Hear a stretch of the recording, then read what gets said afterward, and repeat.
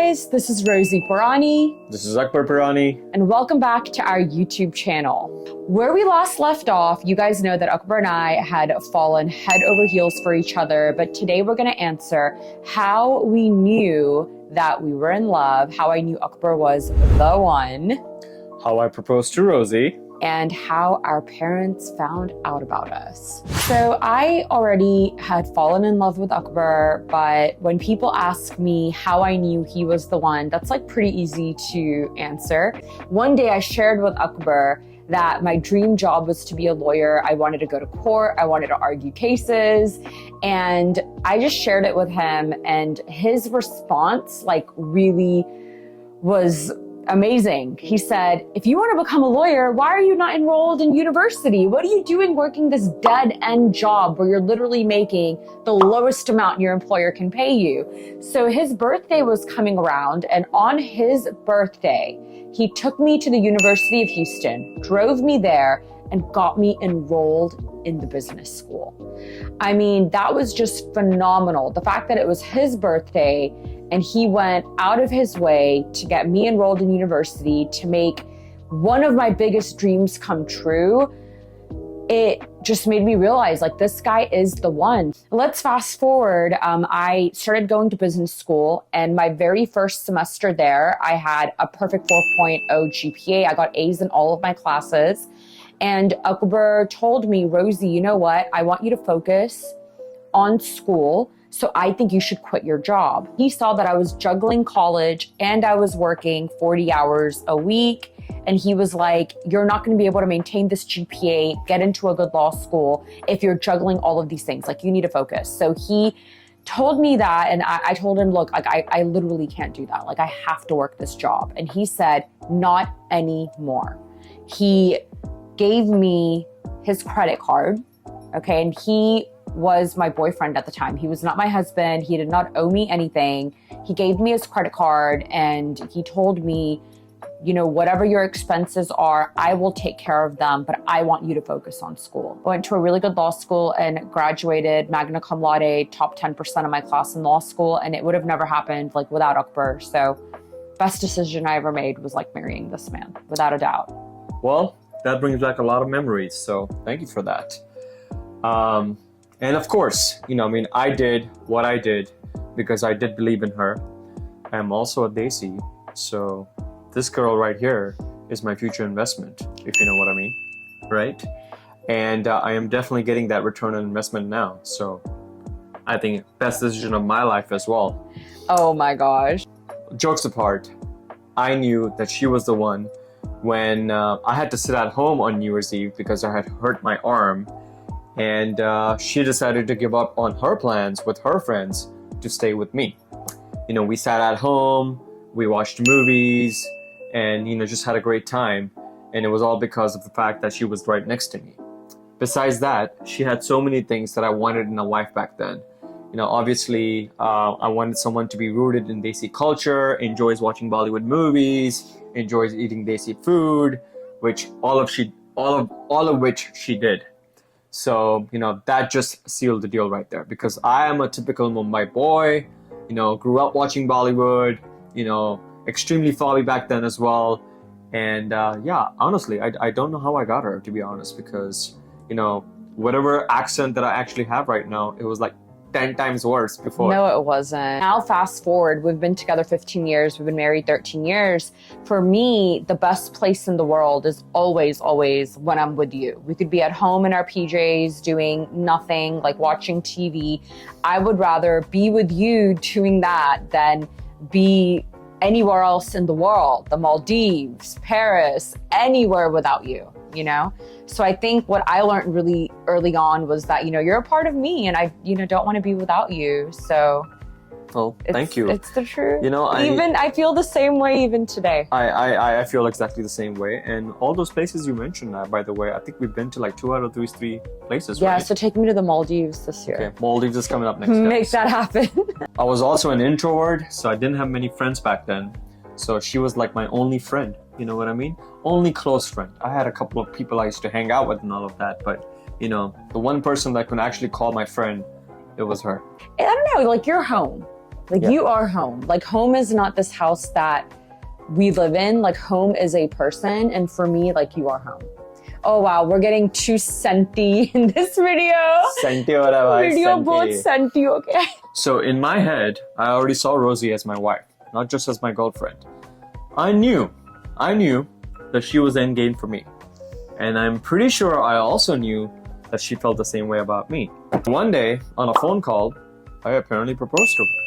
Yeah, he did. Let me tell you guys how Akbar proposed. So we're on the phone, just chatting away like normal. And all of a sudden, Akbar says, after we get married, we should go to Italy.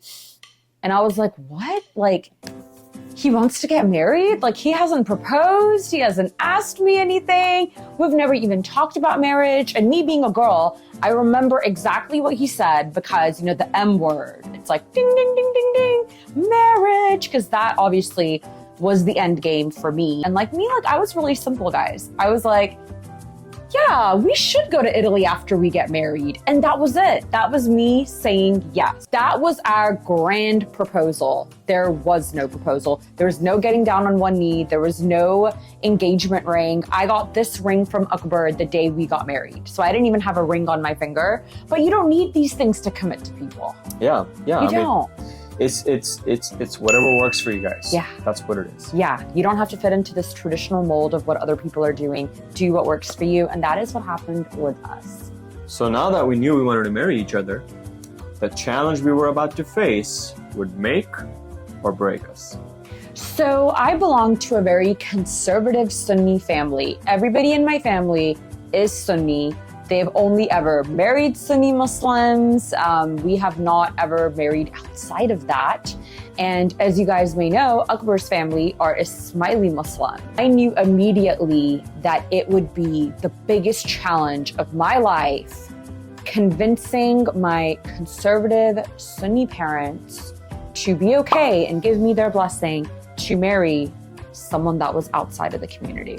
My parents as well, wanted me to marry within the community. But they were open, if the girl was willing to convert.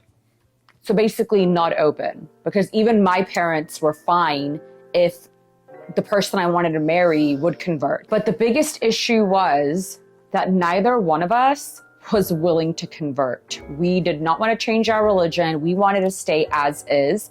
I accepted Akbar as an Ismaili. And I accepted her as a Sunni.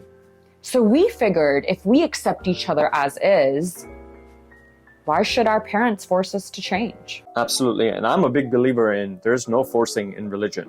There's no forcing in religion. 100%. It is so personal. There should never be any pressure to change your religion whatsoever. So one day, Rosie's sister accidentally called my house.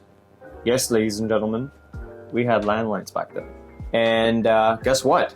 My mom hears me talking to a girl and then grills I'm gonna keep it, kid friendly. She grills me really, really bad, okay? And then that's the first time I told her about Rosy. And it's pretty safe to say she wasn't really happy about it. Yeah, I think one of the first things your mom asked you was, is she Ismaili? Yes, it was. And you said no. I did? And what was her reaction? She was just staring at me. You're lucky you only got stared at. Like, I can't believe I ever gave birth to you, you ungrateful little piece of, once again, kid-friendly. So around the same time, what happened with me was me and that same sister who called Akbar's house by accident. Maybe she planned all of this. Maybe. We should ask her about this. Should. We'll tag her below. So at the same time, me and that same sister had gotten into an argument, and she literally committed the biggest sin that you can commit in a Desi household against one of your siblings. She went running to my parents and she said, Rosy has a boyfriend. And if that was not bad enough, she said, and he's Ismaili. Oh, she had to add that in there. My parents lost their shit. They were like, are you kidding us? What are you doing dating someone from outside of the community? You have to marry a Sunni. You can't even think about marrying someone out of the community. And they were just in absolute shock. I would say that the Pakistan-India thing for us was not an issue. Akbar's family was from India. My family was from Pakistan. My mom's best friend is Indian from Chandigarh, and Akbar's mom's best friend is Pakistani from Karachi. For us, the biggest hurdle was the fact that yes, we're both Muslim, but we belong to two very, very, very different sects. For example, I grew up going to masjid. Yes, and I went to Jamaat Khana. I prayed namaz 5 times a day. And we had our du'as, which was 3 times a day. So a lot of people will be like, wait, but y'all are Muslim, it's the same thing. It's like, no, wait, it's not. So there kind of was this reason why our parents were like losing their shit. Yes. They were like, what are you guys doing? Hey guys, she's not keeping the kid friendly, okay? I never do. It's my Punjabi blood. So now that you know how our parents found out that, we were together and we wanted to get married, we're gonna have to share how we finally convinced these people to give us their blessings, because in true DDLJ fashion, we didn't believe in running away and getting married, right? No, absolutely not. How can you after proceeding DDLJ? Yeah, I mean, Raj could have pagawed Simran at any point, but he didn't. He was willing to get beaten up at a train station, and he got beaten up at the house. He got beaten up everywhere, Prachada, and was all bloody and everything. But he was like, I will not take her from her parents until they accept. And that was us as well. Disclaimer, I did not get beat up, nor was there any blood. Yeah, thank God. Thank God. As you guys know, our dad has a pretty nice gun collection.